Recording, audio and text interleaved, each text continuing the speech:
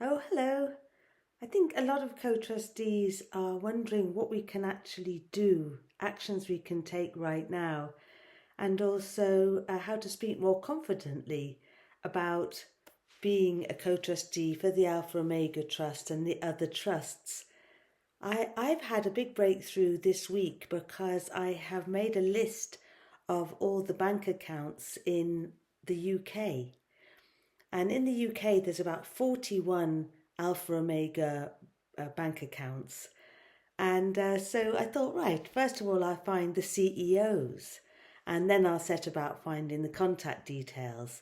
But so much came to light and it's really fired me up and given me so much clarity, by which I mean just after the deposits were made and just after they were agreed, all these different dates that we're starting to learn, for example, 2007 was when the return of the assets was agreed with the Bank of International Settlements and all these people that are still bandying around in banks and in public office even now.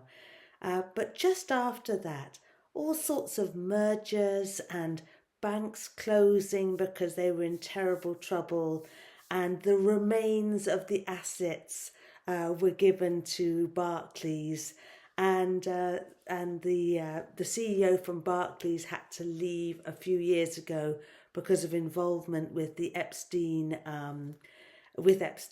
and his behaviour, and then.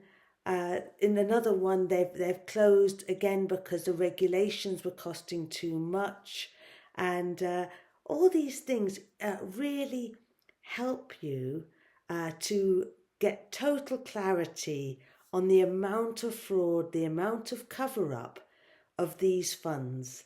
So that's what I'd recommend you do. Just make your list and get familiar with who are the CEOs, where they are, and when were they most recently replaced? Has the bank changed name? Is there any mention of these assets and who is now in charge of them? There was another one, UK assets. Can't think what the R was for. Resolution, I think. UK assets resolution, and they'd actually sold 15 billion recently. And I'm like, hang on a minute. I wonder whose that was. So these are the things.